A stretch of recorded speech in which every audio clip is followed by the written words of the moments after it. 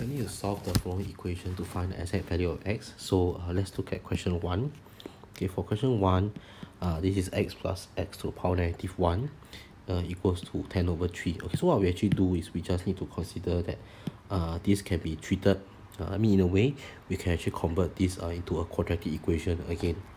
So according to the equation, all I need to do, okay, let's write out I can write it out in this way as well. And all I need to do is I just multiply both sides by x, right? And my answer comes out to be x squared plus 1 equals to 10 over 3 x. I can even multiply by 3 on both sides,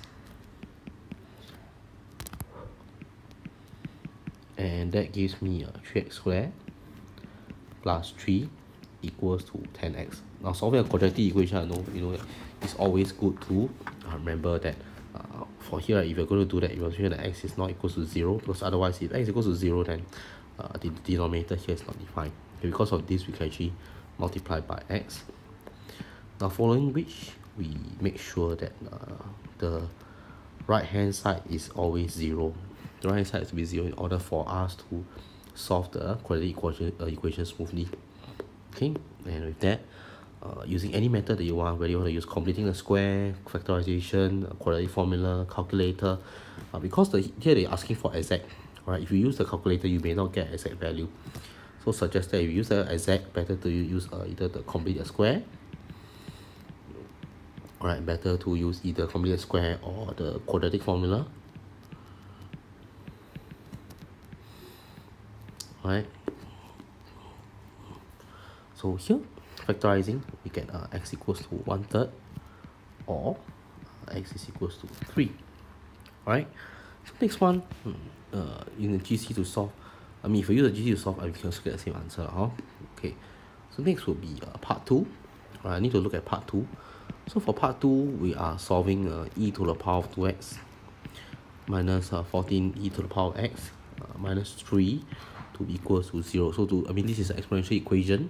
To solve this may not be so straightforward. So if you learn in the lecture notes, what we do is we use a suitable substitute. Okay, we let basically we want to convert this into a quadratic equation.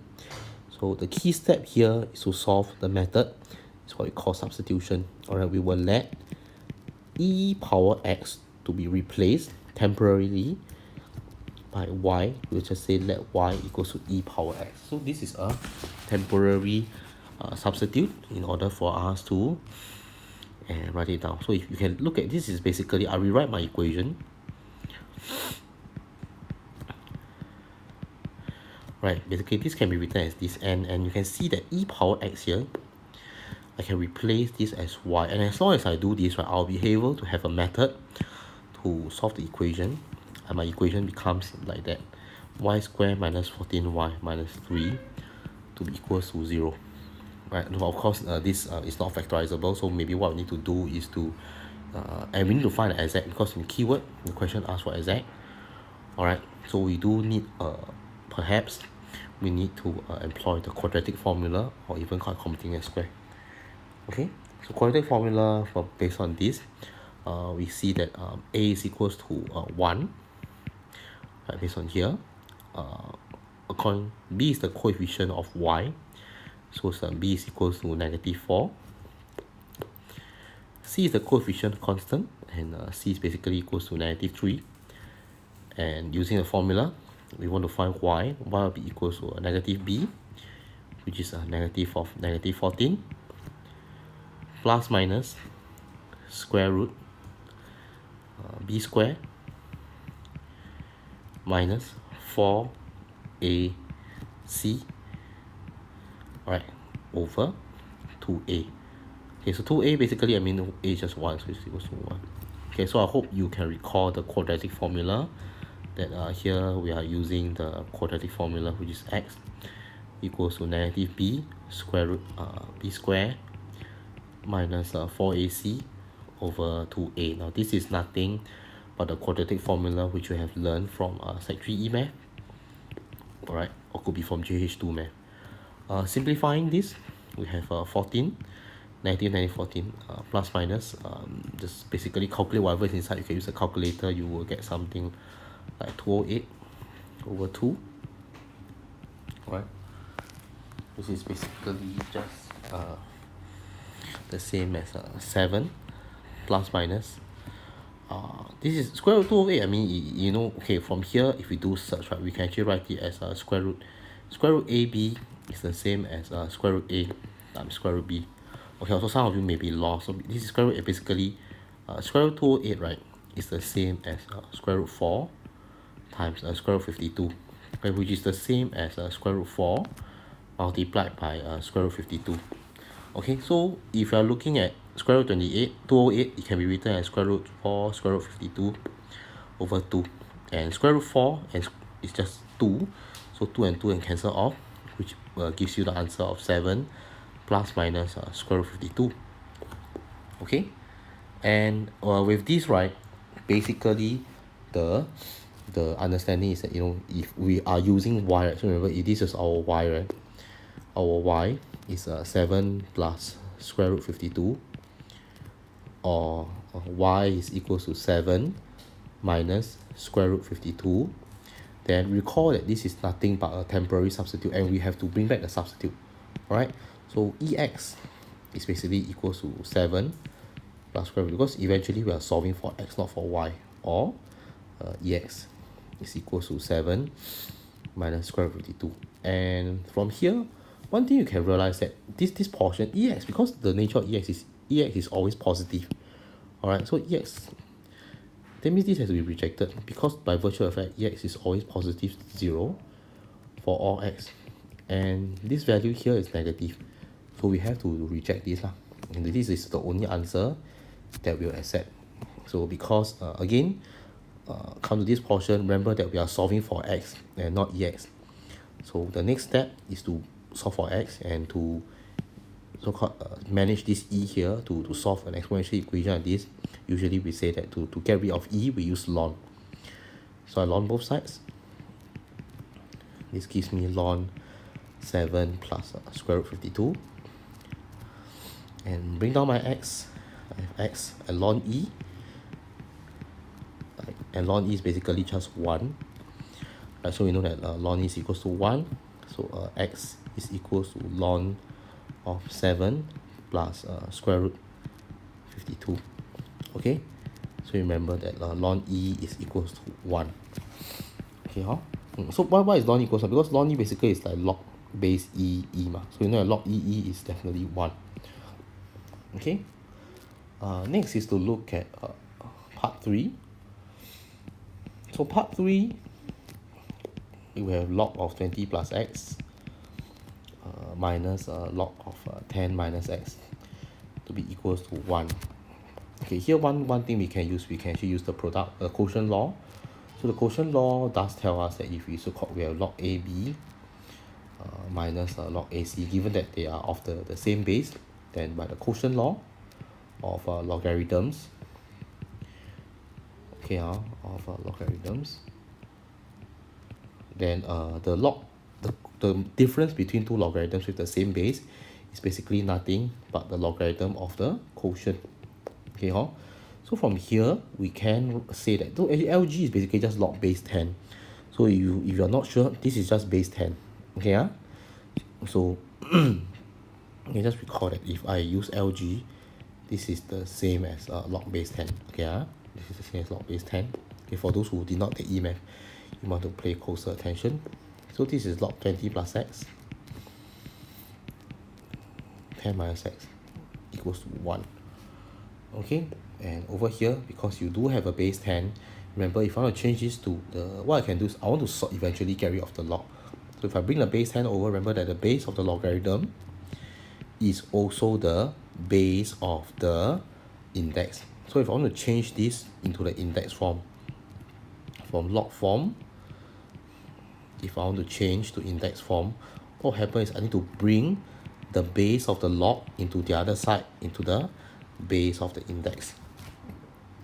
Okay, and this is basically what I have. I have 20 plus x minus x equals to 1. And solving this, I just bring 20 plus x and I bring my denominator over here, right, which is 10 bracket 10 minus x. That gives me 100 minus 10x. I have 20 plus x. So solving this is just 11, x equals to 80, and x equals to 80 over 11. Okay, so that's for part 3. Part 4, I'm required to solve x. This is assignment question 1, alright, where I'm solving log 2 4x and 8 log x2. I'm supposed to solve for x over here. And to do this, right, I realized that, oh, you know, there seems to be something stuck here, that this is my x and this is my x. So how do I eventually solve it? Basically, what I can do again, I'm going to use a substitution later on. But before that, let me try to pull out the term. This is basically by product law. This is the same as log 2 4 plus log 2x. Make sense? So because we know that in a product law, in the product law of logarithms, right, if I have log of AB plus log of AC with the same base, the sum of two logarithms with the same base is just a product of a single log. Okay, I mean, then with that, this minus 8, I can change it to 8 log 2x equals to 0. Okay, again here, what I'm doing is I'm doing the here to here, right? What I'm doing is I'm doing the change of base. Change of base. So in general, actually, one thing interesting is you will ever realize that log AB is the same as 1 over log BA. Log AB is the same as 1 over log BA.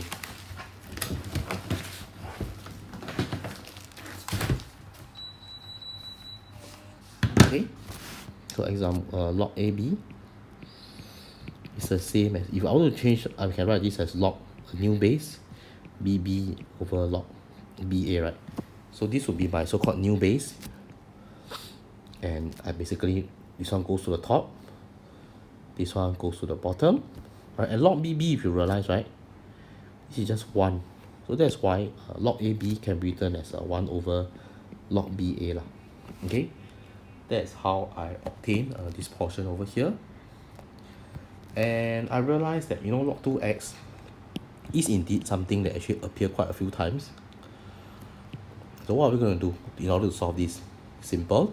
Just like asserts, just like exponential function, we use a common trick, that is to let log 2x be y, and we solve the question by substitution.